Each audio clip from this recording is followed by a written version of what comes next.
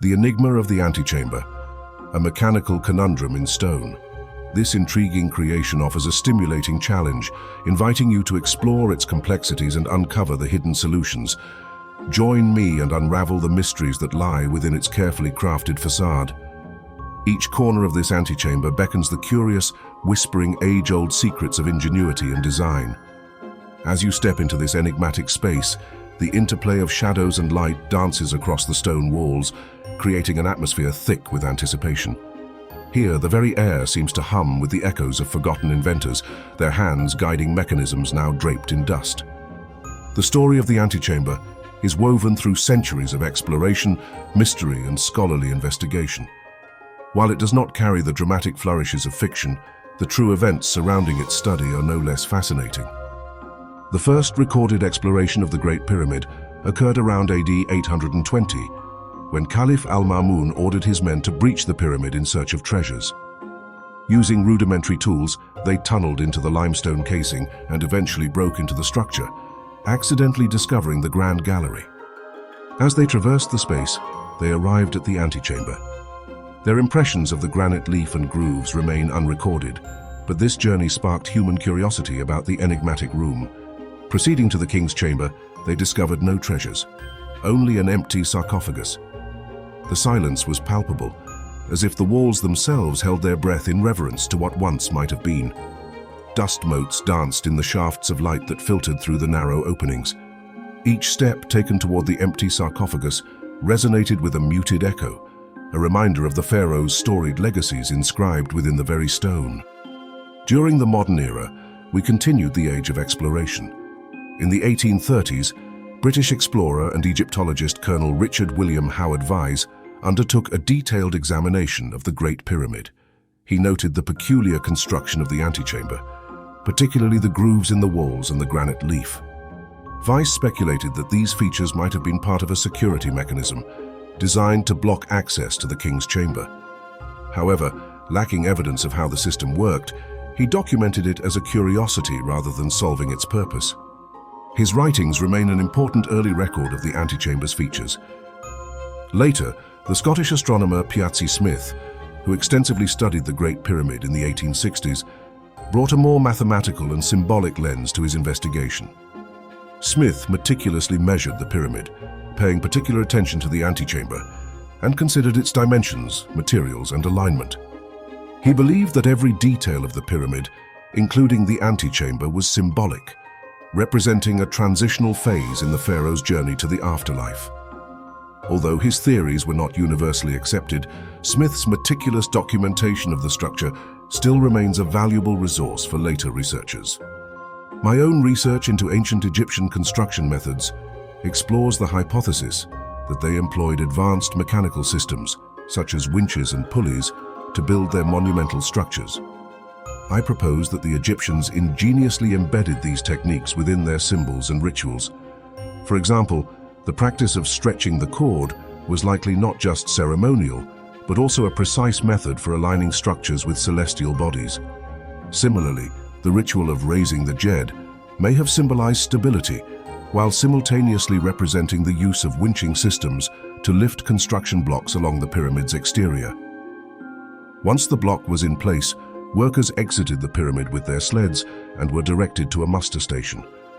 To get to this station, artisans were lowered down the Grand Gallery via the ascending passage using a tow rope. The rope was attached to a hoist in the king's chamber. As my research continued, I turned my attention to the Grand Gallery, focusing on its mysterious slots and grooves. This led me naturally to the king's chamber, where I theorized a wooden-lined winch could exchange torque for speed. After disembarking, the tow rope was quickly pulled back up the passage. Using a small spool attached to a large pulley, the winch could hoist the tow rope back up the ascending passage with a five-fold mechanical advantage. In a follow-up video, I suggested prior to the installation of the antechamber, using extra workers on the power ropes to control the descent. However, a viewer highlighted a critical flaw in this hypothesis and quite rightly pointed out it would have a five-fold negative impact on the system's efficiency. This valuable feedback prompted me to reassess the antechamber braking system with new insights. Initially, I theorized that 2 of the 3 granite portcullis blocks acted as weights applying friction to the tow rope, effectively serving as a braking system. The evenly spaced holes near the tops of the portcullis stones and the grooves in the north wall supported this idea, suggesting a mechanism for guiding ropes. This was my first small-scale test of this setup. It worked reasonably well, but I realized that friction forces at full scale might hinder its efficiency. Something about the design felt incomplete, though I couldn't identify the issue at the time. Upon returning to the antechamber, I noticed a crucial detail I had previously not considered as important. The 4 grooves in the north wall extended all the way to the ceiling, whereas my earlier reconstruction, the ropes used only 1/3 of their length. Additionally, the top 6 inches of these grooves are carved from limestone, unlike the red granite used in the rest of this wall. I wondered why the grooves reached the ceiling. If ropes rose through them, they must have returned via some type of pulley. If this was the case, the pulley must have extended past the ceiling line. This realization led me to consider whether the antechamber, like the king's chamber, was lined with wood above the wainscot. If so, the wood could have served as pivot points for the axles and pulleys, indicated in red here, which would greatly expand the potential complexity of the system. The axles, prior to being enclosed, would have rested on top of the sidewalls to the antechamber. The existence of the limestone filler indicates the mechanism was in use prior to its final installation. The antechamber's key features indicate its purpose. Semicircular hollows on the west wall likely held beams for supporting the granite blocking stones, while the flat surface on the east wall suggests these beams, here indicated in blue, were secured in place. 3 portcullis blocks below are indicated in green, and the granite leaf to the right is yellow. The wooden lining, brown, holds the assemblage of axles and pulleys secure. The setup essentially consists of a block and tackle system. A rope is attached to the first blue beam. It passes through the green portcullis block, ascends the first groove on the north wall, and travels over the first red pulley. This pulley is one of 4 aligned on the first axle, which line up with the grooves in the north wall.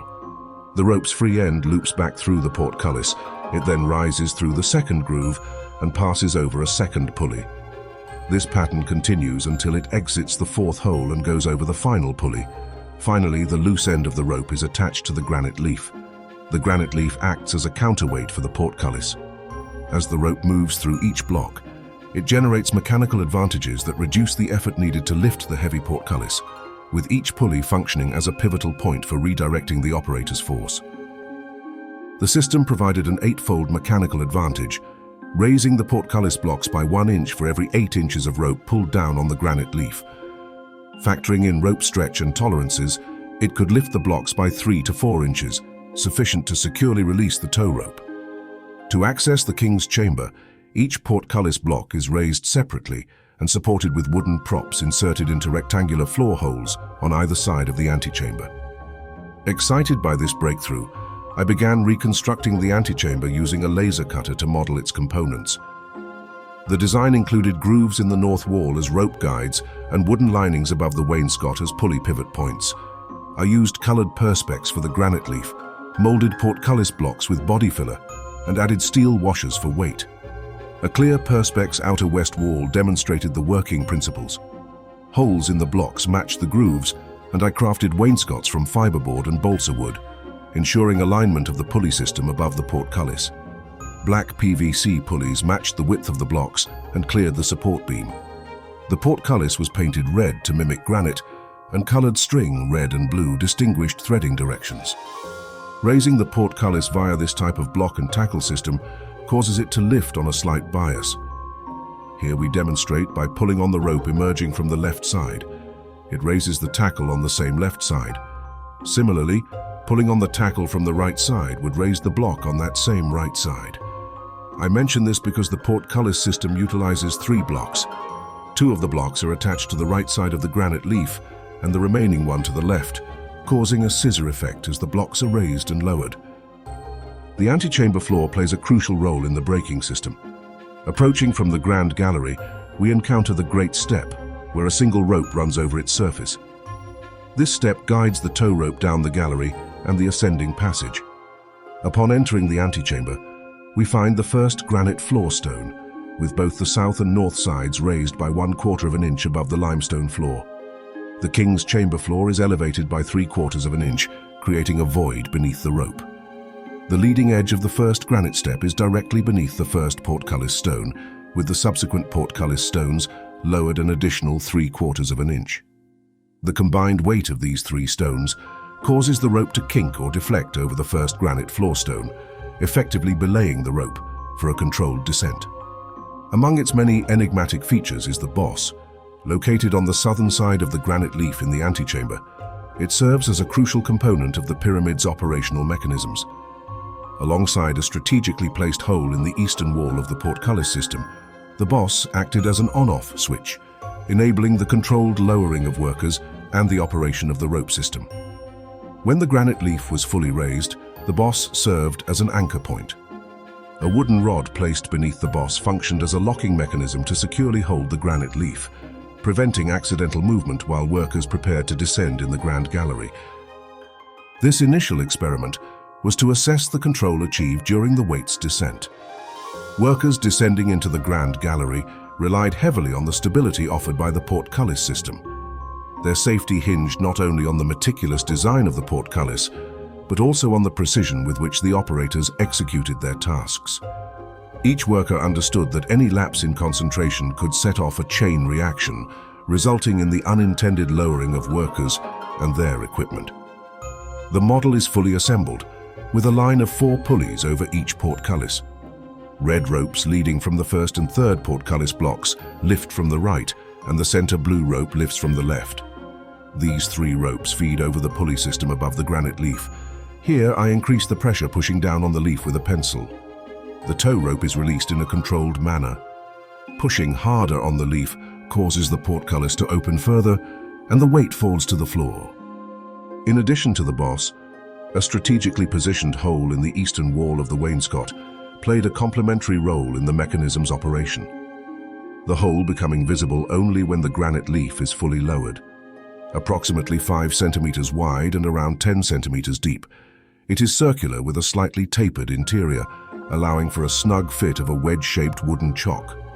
When the granite leaf was pulled down to release the tow rope, a chock was inserted into the hole. This action ensured that the portcullis remained in an open position, preventing unintended closure during rope rewinding operations. The boss on the granite leaf and the hole in the eastern wall of the antechamber are more than simple architectural features. They are integral components of a sophisticated mechanical system. Their precise dimensions and strategic placement enabled the controlled operation of the portcullis system, highlighting the ancient Egyptians' exceptional engineering skills.